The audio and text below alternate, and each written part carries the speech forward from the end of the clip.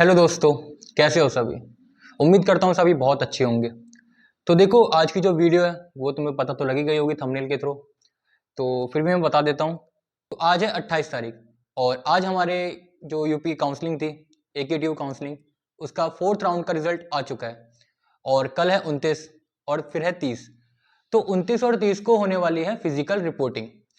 तो यार देखो, अब तक आप लोगों ने सारे डॉक्यूमेंट्स तो बना लिए होंगे, क्योंकि अब ज़्यादा टाइम भी रहा नहीं है। और बहुत सारे लोगों के अभी क्वेश्चंस आ रहे थे कि भैया कैसे डॉक्यूमेंट फीस कैसे सबमिट करनी है, क्या ये चलेगा नहीं चलेगा, एंटी रैगिंग कैसे बनवाना है, बहुत सारे क्वेश्चंस थे। तो आज की वीडियो में हम वही सारे क्वेश्चंस कवर करेंगे और ये देखेंगे कि कौन कौन से डॉक्यूमेंट्स हैं जो हमें फिजिकल रिपोर्टिंग में चाहिए और बहुत इंपॉर्टेंट है। तो चलो स्टार्ट करते हैं। तो सबसे पहला है, देखो, आधार कार्ड। हमें आधार कार्ड लाना है, अपना और पेरेंट्स का भी। ठीक है। दूसरा है हमारे पास college allotment letter. JEE mains के थ्रू जो आपको कॉलेज अलॉटमेंट लेटर मिला होगा काउंसलिंग के बाद, तो वो लेके आना है। और तीसरा है हमारा रिजल्ट या admit card of entrance exam. यहाँ पर तो जेई के थ्रू ही आते हैं, तो जेई का रिजल्ट और उसका एडमिट कार्ड भी बहुत ज़रूरी है लाना। फिर फोर्थ आता है हमारा फी रिसिप्ट। तो मतलब जो आपने काउंसलिंग के टाइम 20,000 रुपीज़ फी रिसिप्ट फीस सबमिट करी होगी, तो उसकी रिसिप्ट आपको डाउनलोड कर लेनी है और उसका भी प्रिंट आउट निकाल के वो भी लाना है। फिर आपका फिफ्थ आता है हाई स्कूल मार्कशीट या सर्टिफिकेट, वो एक ही बात होती है आजकल। और इंटरमीडिएट की मार्कशीट। फिर आता है हमारा ओरिजिनल टीसी। टीसी भी आपको जरूर लानी है और ओरिजिनल लानी है। कॉलेज आप अपने स्कूल से निकलवा सकते हो, बहुत से लोगों ने पहले निकलवा ली होगी, तो वो ध्यान रखना।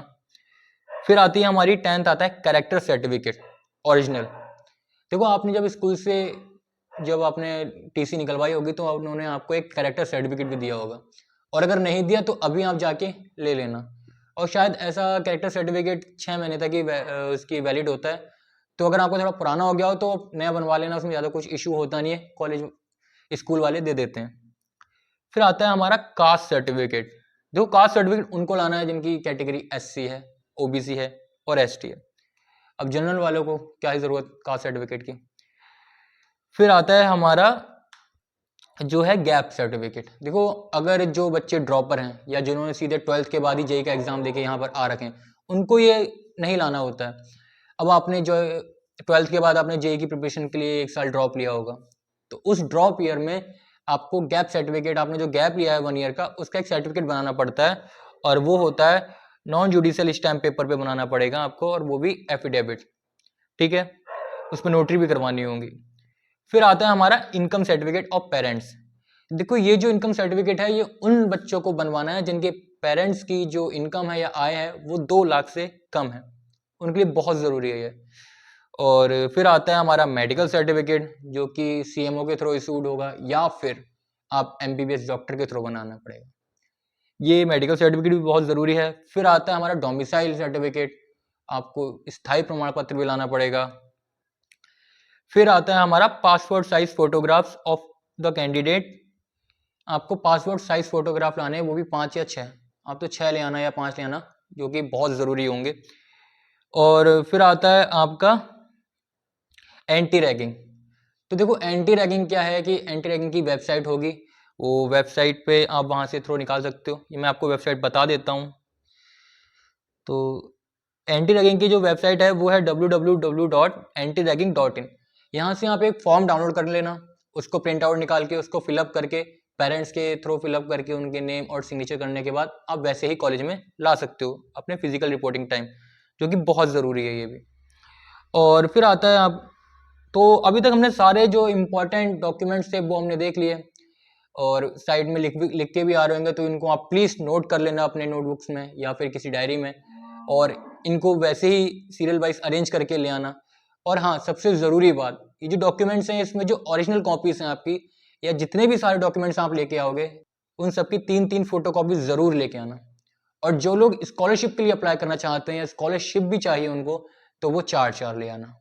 मैं तो कह रहा हूँ भाई, 4 ही 4 आप लोग फोटो कॉपी करके लाना, नहीं तो आपको यहाँ से भागना पड़ेगा, क्योंकि पिछली बार भी ऐसा हुआ था। वो 2 यूज़ करें या 3 यूज़ करें, बट आपको हमेशा थोड़ा एक्स्ट्रा ही चलना है, क्योंकि फिर वो कहेंगे कि ऐसा वैसा।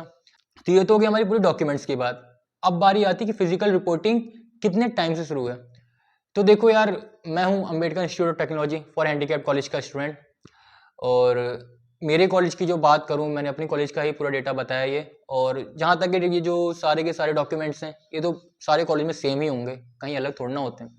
एक दो डॉक्यूमेंट्स चेंज हो सकते हैं, बाकी ये तो ज़रूरी है, मैंडेटरी है। तो मेरे कॉलेज की जो बात करें, वो 29 को अगर आपकी जो रिपोर्टिंग स्टार्ट होनी है, वो सुबह 9:30 बजे से शुरू होगी और शाम को 5 बजे तक चलेगी।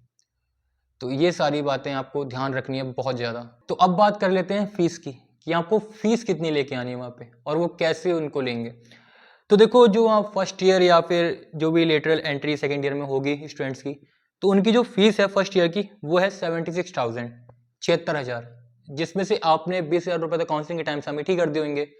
अब जो बच्चे 56,000 हैं, वो आपको वहाँ पर लेकर आने हैं। अब वो कैसे लेके आने हैं, तो देखो, आप कैश भी ला सकते हो, ऑनलाइन का जमाना है, आप ऑनलाइन भी सबमिट कर सकते हो। और आप डीडी बनवा के ले आओ बैंक के थ्रू, तो वो भी बहुत बेस्ट आइडिया है।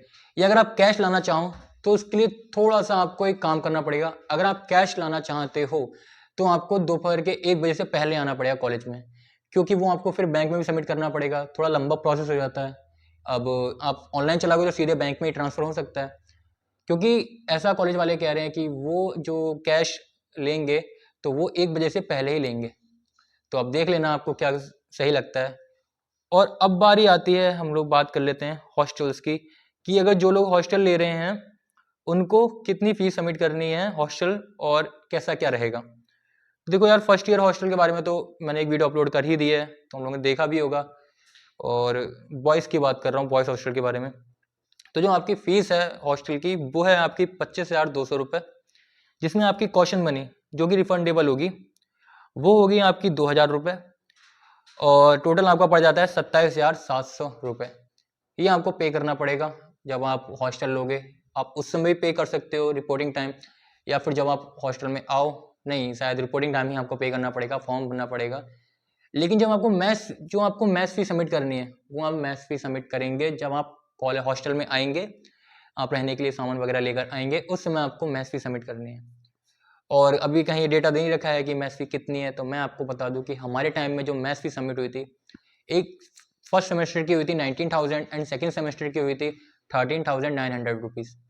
तो अराउंड ये पड़ जाता है 33,000 रुपये टोटल दोनों महीने का, दोनों सेमेस्टर का, पूरे 1 साल का। तो अब आप देख लेना कि आपको क्या करना है।